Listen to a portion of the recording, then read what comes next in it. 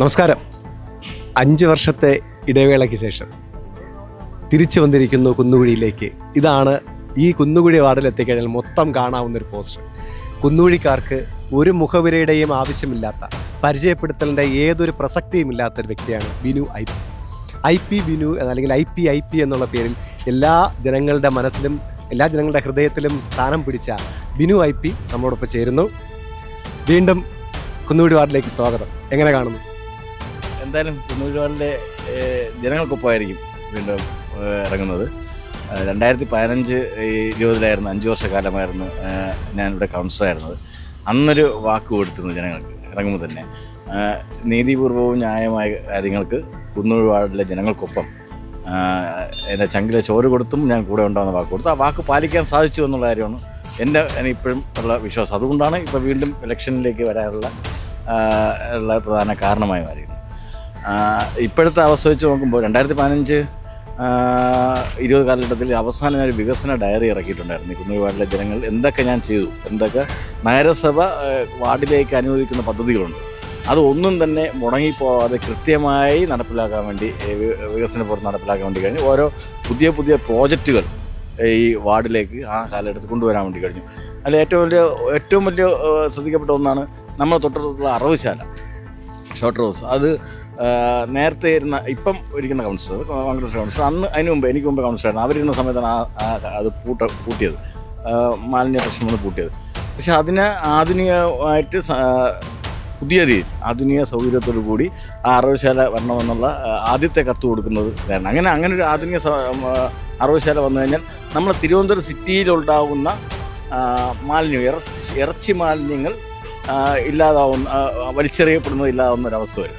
അന്ന് ഫസ്റ്റ് കത്ത് കൊടുക്കുന്ന അതിനായിരുന്നു. ആ കത്തിൻ്റെ അടിസ്ഥാനത്തിൽ അന്നത്തെ മേയർ വി കെ പ്രശാന്ത്, വളരെ എൻ്റെ അടുത്ത സുഹൃത്തും കൂടെയാണ്, അദ്ദേഹം അത് തയ്യാറാവുകയും അതിൻ്റെ വർക്കുകൾ ഏറ്റെടുക്കുകയും അതിൻ്റെ പണി ആരംഭിക്കുകയും ചെയ്തു.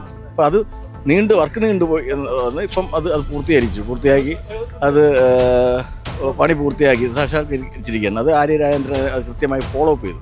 അത് വി കെ പ്രശാന്ത് MLA ഇപ്പോൾ അദ്ദേഹവും നമ്മുടെ മേയറുമായിട്ടുള്ള ആര്യ രാജേന്ദ്രൻ അത് കൃത്യമായിട്ട് ഫോളോ അപ്പ് ചെയ്തു. അതിപ്പോൾ എന്തായാലും അത് പൂർത്തിയായി കഴിഞ്ഞു. അതൊരു ഉദാഹരണമായിട്ട്. പിന്നെ അതുപോലെ തന്നെ ഞാൻ വരുമ്പോൾ കാണുന്ന കാഴ്ച വെച്ചാൽ ഈ ഇവിടെയുള്ള ഇടവഴികളിലല്ല, ഇപ്പോൾ നഗരസഭയുടെ റോഡുകളുണ്ട്, PW റോഡുകളുണ്ട്. ഇപ്പം നമ്മൾ നിൽക്കുന്നത് ഇത് PW റോഡ്. അതിപ്പം MLA ഡ്രെയിനേജ് വർക്ക് നടന്നുകൊണ്ടിരിക്കുക. നമ്മൾ വി കെ പ്രശാന്ത് സീവേജിൻ്റെ ഒരു വലിയ വിഷയം ഈ നമ്മൾ തൊട്ടുപുറയുള്ള ഈ RC സ്ട്രീറ്റിനകത്ത് ഉണ്ട്.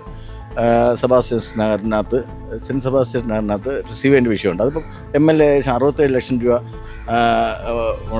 MLA ഫണ്ടിൽ നിന്ന് മുടക്കി അതിൻ്റെ പണി നടന്നുകൊണ്ടിരിക്കുകയാണ്. പിന്നെ വരുമ്പോൾ അതിനോടൊപ്പം തന്നെ നഗരസഭയ്ക്ക് ഓരോ റോഡുകളുണ്ട്, ഇടവഴികൾ എല്ലാം നഗരസഭയുടെ. പക്ഷെ ആ റോഡുകളെല്ലാം പൊട്ടിപ്പൊളിഞ്ഞാണ്. സത്യം പറഞ്ഞ കുണ്ടും കുഴിയായിരുന്നു ഞാൻ വരുമ്പോൾ.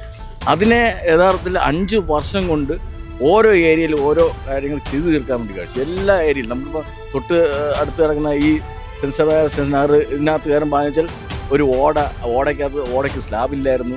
റോഡ് മൊത്തം നടക്കുന്നതിന് വെള്ളം വന്നാൽ വെള്ളക്കെട്ട് വരുന്നു, ചെളി ഇറങ്ങുന്ന റോഡായിരുന്നു. ആ റോഡ് എല്ലാം തന്നെ നമുക്ക് ടൈലാക്കി ഇൻ്റർലോക്ക് ഇട്ട് ആ RC ഇതിനകത്തുള്ള ഈ നഗറിനെ തന്നെ ഒന്ന് നല്ല രീതി എടുക്കാൻ വേണ്ടി സാധിച്ചു.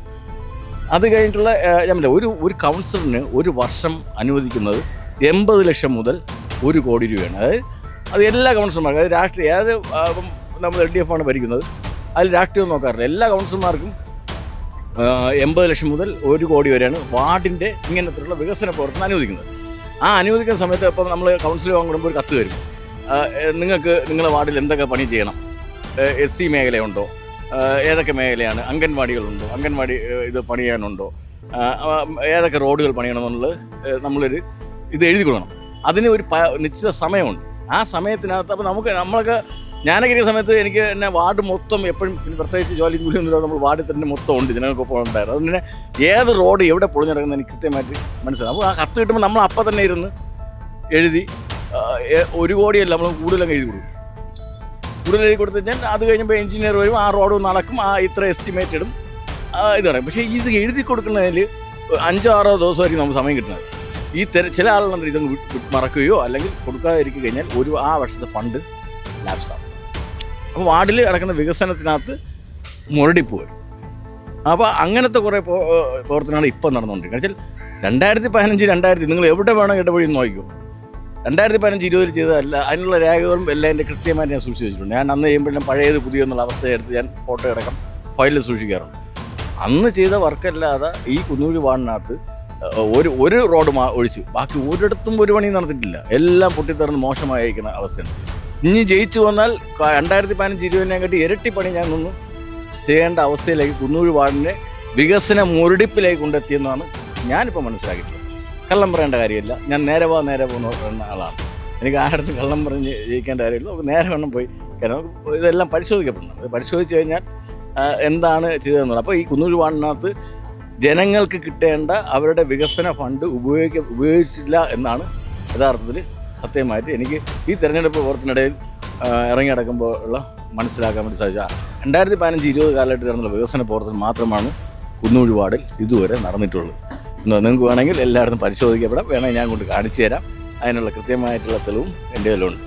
അപ്പോൾ ജനങ്ങൾക്കൊപ്പം നിൽക്കുമ്പോൾ ജനങ്ങളുടെ കാര്യങ്ങൾ മനസ്സിലാക്കി അവർക്കൊപ്പം നിൽക്കണം. ഒരു കൗൺസിലറായാൽ ജനങ്ങൾക്കൊപ്പം നിന്ന് അവരുടെ കാര്യങ്ങൾ, അവർ ന്യായമായവും നീതിപൂർവമായ കാര്യങ്ങൾ അത് നേടിക്കൊടുക്കേണ്ട ഉത്തരവാദിത്വം ജയിച്ചു വന്ന ജനപ്രതിനിധിക്കാണ്.